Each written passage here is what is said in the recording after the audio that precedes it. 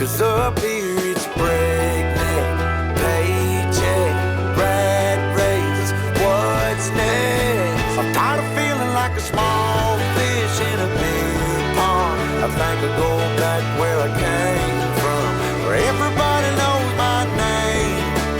My friends are still the same.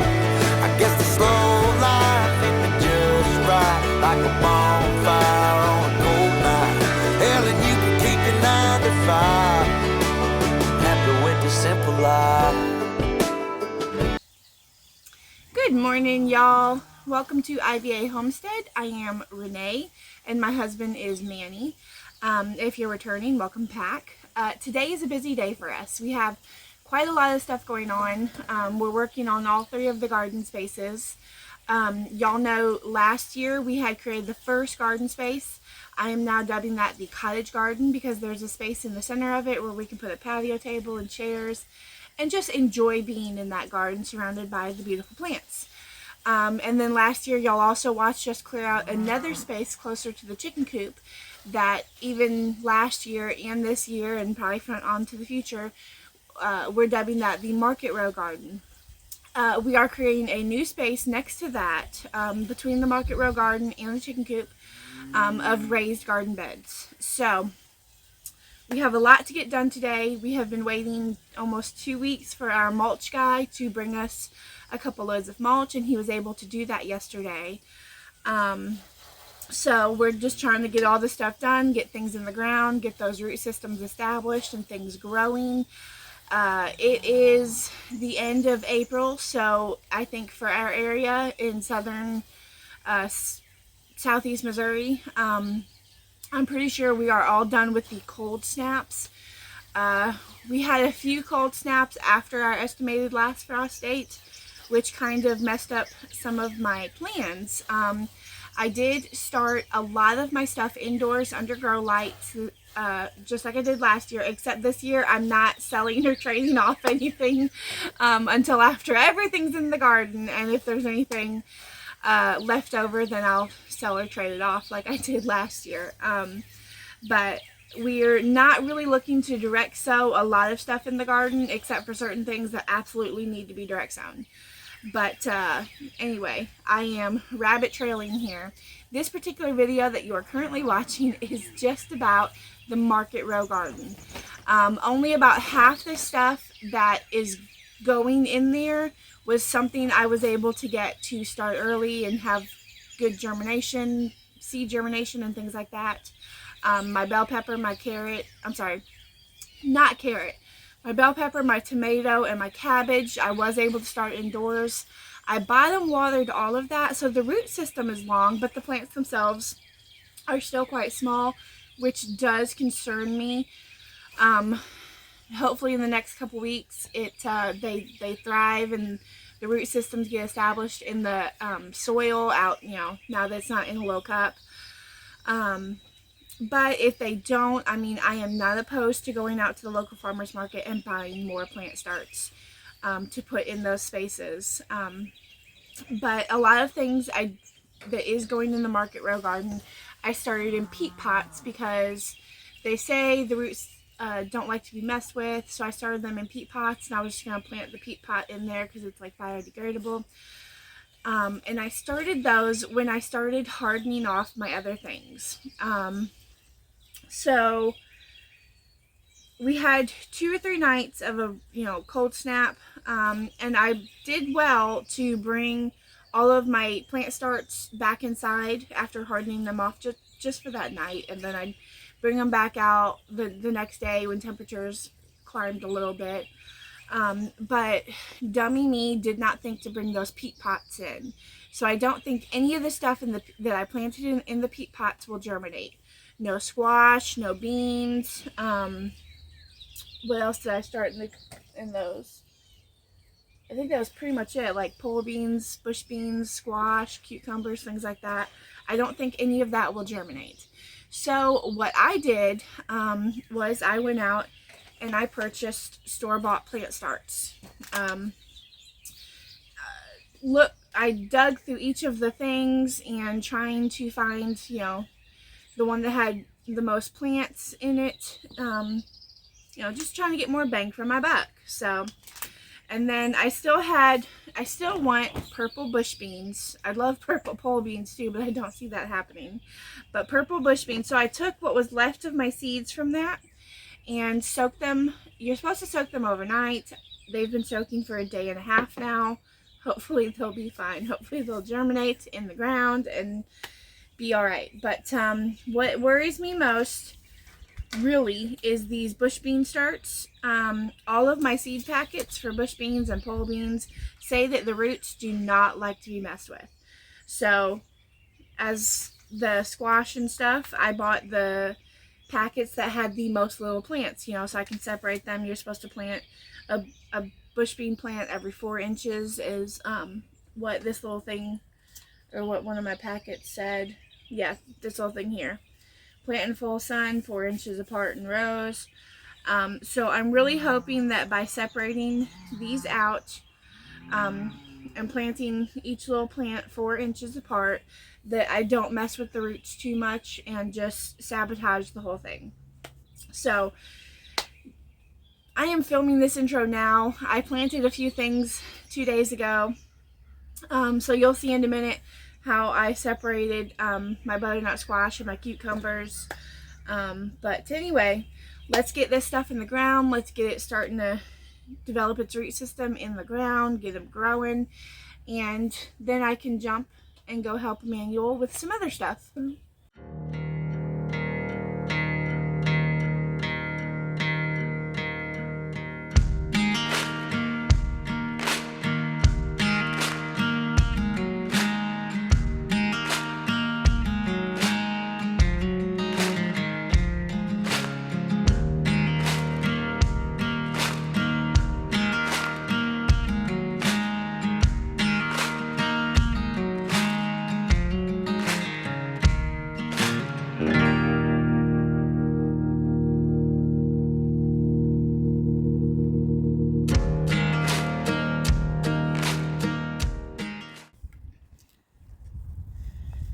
Alright, so hopefully y'all can see what I'm doing here.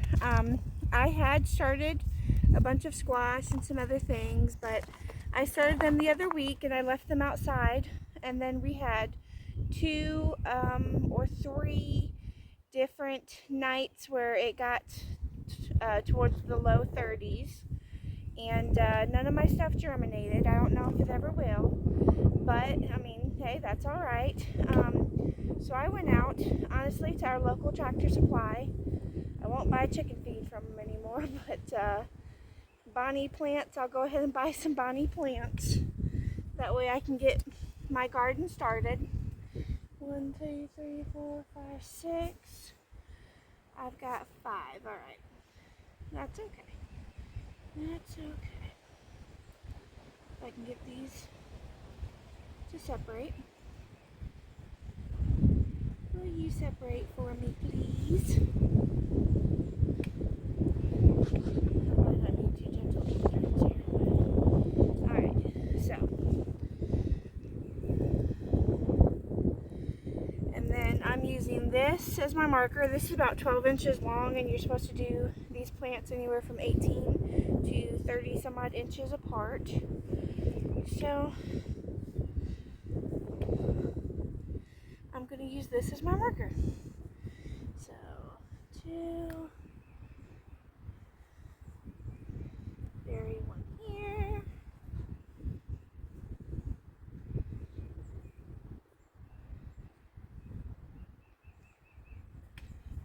1, 2, bury 1 here.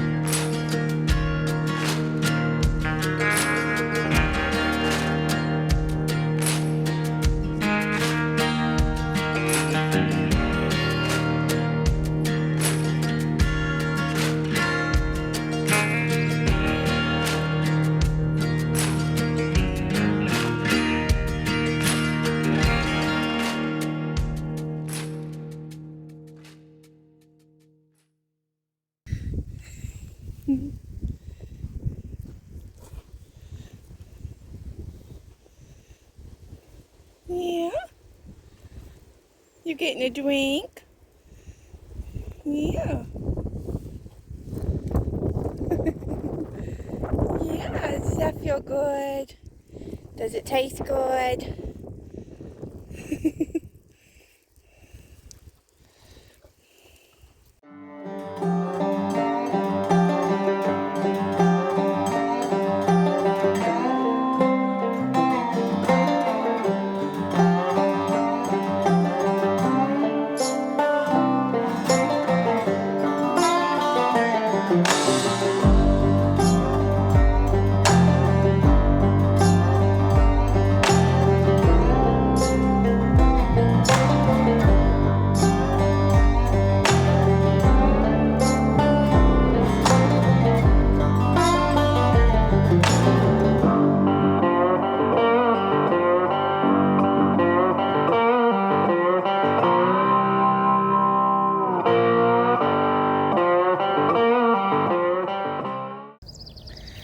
Alright, so it's a couple days after I finished planting all of the market row garden, but so far everything seems to be doing mostly okay. We did have some shock with some of the transplants, but the next day they were fine.